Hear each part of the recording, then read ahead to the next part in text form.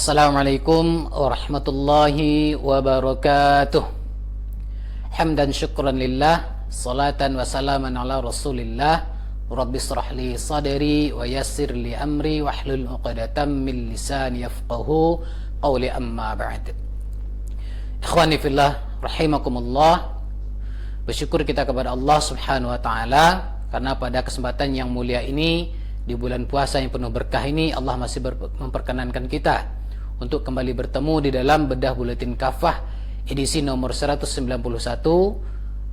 bertepatan dengan tanggal 18 Ramadan 1442 Hijriah dan juga bertepatan dengan tanggal 30 April 2021 Masehi, dengan judul Makna Nuzulul Quran.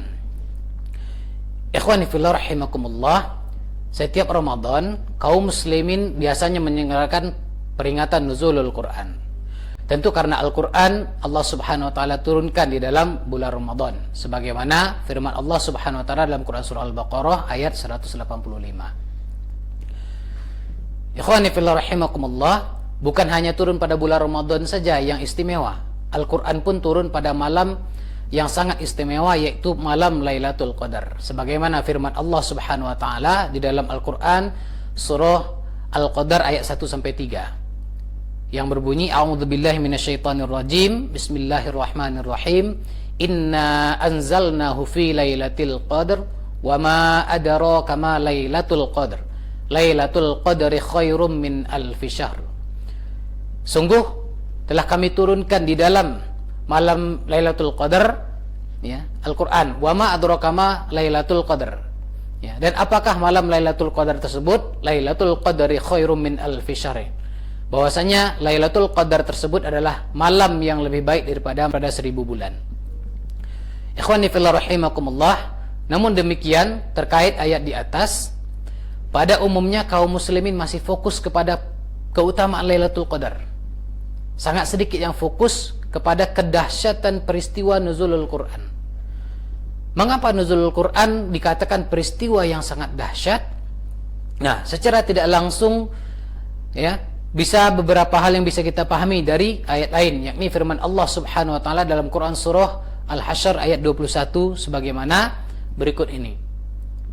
Andai Al-Quran ini kami turunkan di atas gunung, kamu Muhammad pasti menyaksikan gunung itu akan tunduk dan pecah berkeping-keping karena takut kepada Allah Subhanahu wa ta'ala. Perumpamaan itu kami buat untuk manusia agar mereka mau berfikir.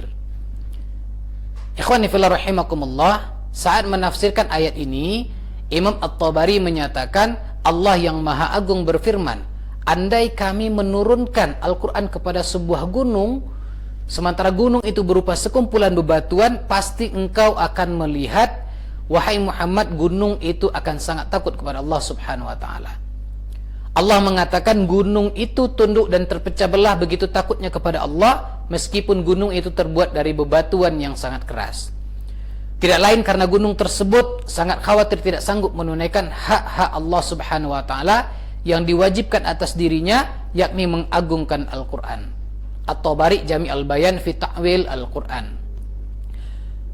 Ikhwani fillah rahimakumullah, begitu juga dengan adapun Imam Al-Baydawi menafsirkan ayat ini dengan menyatakan, andai kami Allah Subhanahu wa ta'ala menciptakan akal dan perasaan pada gunung sebagaimana yang telah kami ciptakan kepada manusia, kemudian kami menurunkan Al-Quran di atasnya dengan konsekuensi pahala dan siksa, sungguh gunung itu akan tunduk, patuh dan hancur berkeping-keping karena takut kepada Allah Subhanahu wa ta'ala.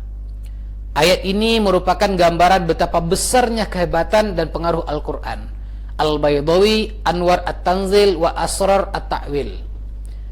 Begitu juga kemudian menurut Abu Hayyan Al-Andalusi, ayat ini merupakan celaan kepada manusia yang keras hati dan perasaannya, tidak terpengaruh sedikit pun dengan Al-Quran hatinya.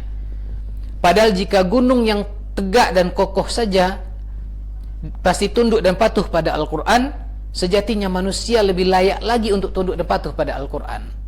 Abu Hayyan Al-Andalusi, Bahr Al-Muhit, halaman 251. Ikhwani fillah rahimakumullah, pendapat Hayal Andalusi ini justru banyak terjadi saat ini.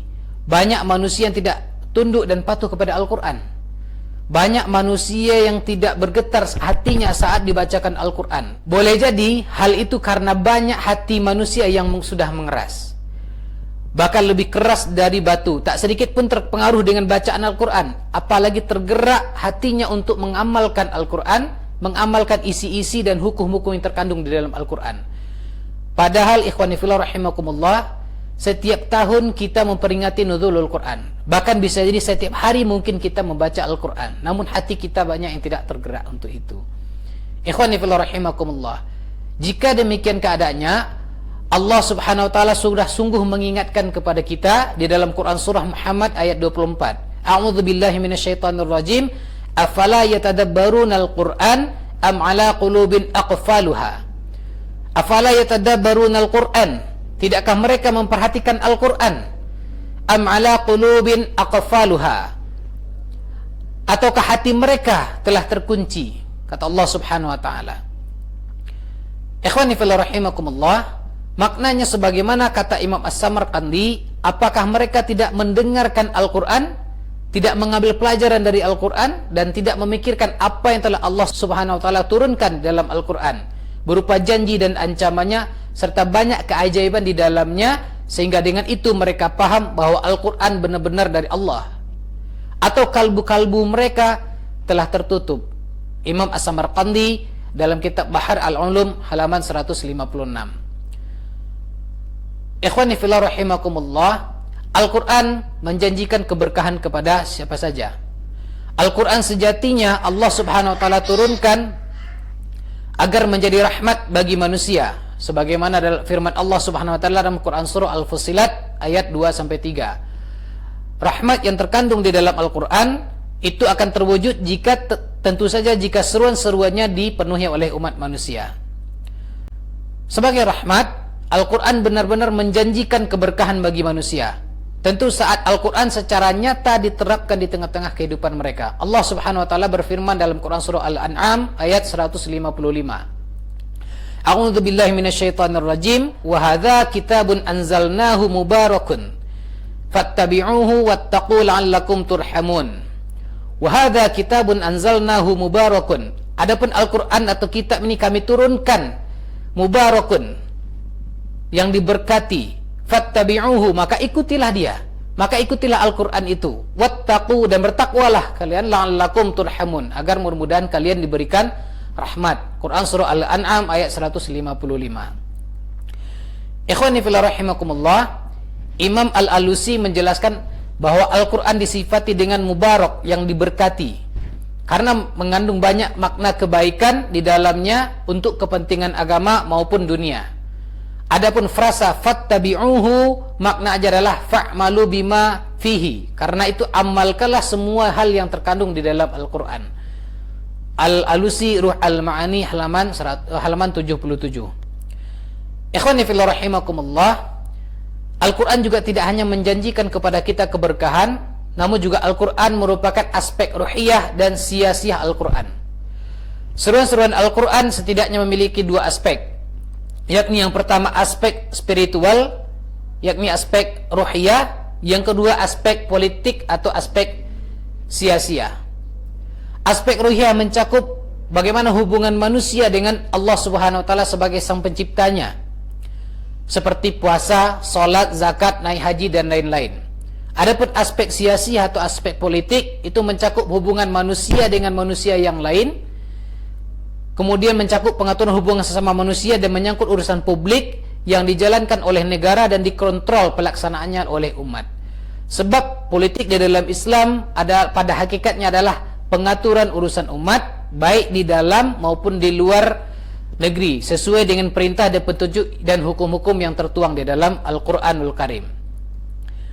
Ikhwani fillah rahimakumullah, namun sayang, aspek sia-sia Al-Quran belum mendapatkan perhatian semestinya sebagaimana aspek ruhiyah yang dilakukan oleh umat manusia, atau lebih khusus adalah umat muslim hari ini.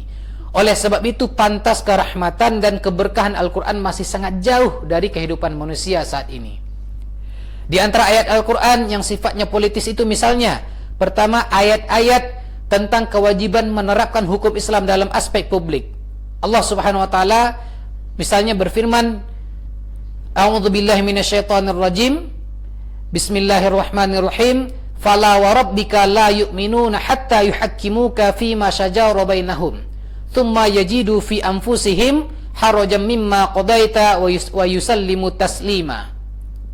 Demi Tuhanmu, mereka pada hakikatnya tidak beriman hingga mereka menjadikan kamu, wahai Muhammad, sebagai hakim dalam perkara yang mereka perselisihkan. Kemudian mereka tidak merasa keberatan dalam hati mereka terhadap putusan yang kamu berikan, dan mereka menerima dengan sepenuhnya. Quran Surah An-Nisa ayat 65. Ikhwani fillah rahimakumullah, ayat ini menegaskan kewajiban untuk menjadikan Rasulullah SAW sebagai hakim, sebagai pemutus perkara di dalam perkara yang terjadi. Saat Rasulullah SAW sudah wafat, maka ayat ini mengandung kewajiban kepada umatnya untuk berhukum kepada Al-Quran yang beliau bawa. Karena itu siapapun yang menjadi penguasa, siapapun yang menjadi pemimpin, siapapun yang memiliki wewenang untuk mengatur urusan umat ini, maka wajib bagi mereka untuk terikat dengan Al-Quran. Siapapun yang memutuskan perkara wajib memutuskan dengan hukum-hukum syariat yang terkandung di dalam Al-Quranul Karim. Yang kedua, ikhwani fillah, ayat-ayat Al-Quran juga berkaitan dengan tentang kewajiban dakwah dan jihad fisabilillah, sebagaimana firman Allah Subhanahu wa taala dalam Quran surah Al-An'am ayat 19. Wa uhiya ilayya hadzal Qur'an liunzirakum bihi wa man balagha. Al-Quran ini diwahyukan kepadaku agar dengan itu aku memberikan peringatan kepada kalian dan kepada orang-orang yang telah sampai Al-Quran kepada mereka. Quran surah Al-An'am ayat 19. Ikhwani fillah rahimakumullah, Islam telah menentukan metode bagaimana risalahnya disebarkan, yakni dengan dakwah dan jihad fisabilillah. Oleh sebab itu kita mendapati ayat yang berisi perintah dakwah dan jihad berulang-ulang disebutkan dalam Al-Quranul Karim. Misalnya dalam Quran surah Al-Hajj ayat 78 dan Quran surah Al-Anfal ayat 60 dan lain-lain. Yang ketiga, ikhwani fillah rahimakumullah, ayat-ayat Al-Quran juga berkaitan dengan kewajiban melakukan amar ma'ruf nahi mungkar, sebagaimana firman Allah Subhanahu wa taala dalam Quran surah Ali Imran ayat 104. Wal takum minkum ummatun yad'una ilal khair ya'muruna bil ma'ruf wa yanhauna 'anil munkar wa ulaika humul muflihun. Wal takum minkum ummatun yad'una ilal khair, dan hendaklah ada segolongan umat di antara kalian yad'una ilal khair, yang menyeru kepada kebaikan, wa ya'muruna bil ma'ruf, yang mengajak kepada kema'rufan, wa yanhauna 'anil munkar, dan mencegah daripada perbuatan keji dan mungkar, wa ulaika humul muflihun, dan mereka itulah orang-orang yang beruntung. Ikhwani fillah rahimakumullah, perintah untuk melakukan amar ma'ruf nahi mungkar di atas berlaku secara umum, termasuk kepada penguasa sekalipun. Bahkan dakwah yang ditujukan kepada penguasa melebihi keutamaan daripada yang lainnya. Pasalnya, banyak perkara yang ma'ruf dan yang mungkar yang bergantung pada baik dan buruknya penguasa. Tidak aneh jika baginda Rasulullah Muhammad SAW menempatkan amar ma'ruf nahi mungkar tersebut kepada penguasa merupakan jihad yang paling utama. Sebagaimana sabda Rasulullah SAW yang diriwayatkan oleh Imam Abu Daud dan Imam At-Tirmidzi, afdalul jihad kalimatin adlin inda sultanin jair. Afdalul jihad, seutama-utama jihad, kalimatin adlin, kalimat yang hak, menyampaikan kalimat yang hak, inda sultanin jair, kepada pemimpin yang zalim. Imam Abu Daud dan Imam At-Tirmidzi. Ikhwani fillah rahimakumullah, yang keempat, ayat-ayat Al-Quran juga menegaskan tentang kewajiban menegakkan sistem ekonomi seperti pendistribusian kekayaan secara adil, kemudian larangan riba sebagaimana dalam Quran surah Al-Baqarah ayat 275, kemudian larangan berjudi, larangan menimbun emas dan perak. Ikhwani fillah rahimakumullah, semua ini tentu saja merupakan aspek siasah politik karena menyangkut pengaturan urusan rakyat. Hanya saja pengamalan dan penerapan aspek politik Al-Quran membutuhkan institusi atau sebuah wadah kekuasaan. Disinilah pentingnya umat menegakkan institusi kekuasaan berdasarkan Al-Quranul Karim. Tanpa kekuasaan berdasarkan Al-Quran, tentu sebagian besar hukum-hukum Islam menjadi terlantar dan tidak bisa diterapkan sebagaimana hari ini yang kita rasakan.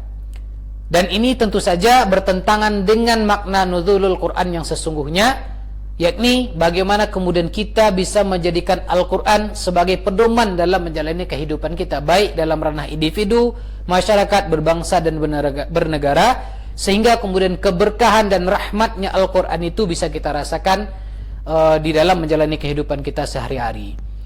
Demikianlah mungkin ikhwani fillah rahimakumullah yang bisa kami sampaikan pada kesempatan yang mulia ini. Mudah-mudahan kita bisa mengambil iktibar dan ibrahnya, dan mudah-mudahan ke depan kita berharap Al-Quran ini, apapun yang terkandung di dalam Al-Quran, syariat-syariat yang terkandung di dalam Al-Quran bisa kita terapkan dalam ranah pribadi, masyarakat maupun berbangsa dan bernegara, sehingga kemudian keberkahan Al-Quran itu bisa kita rasakan. Demikian dari kami, wallahu a'lam bishawab. Assalamualaikum warahmatullahi wabarakatuh.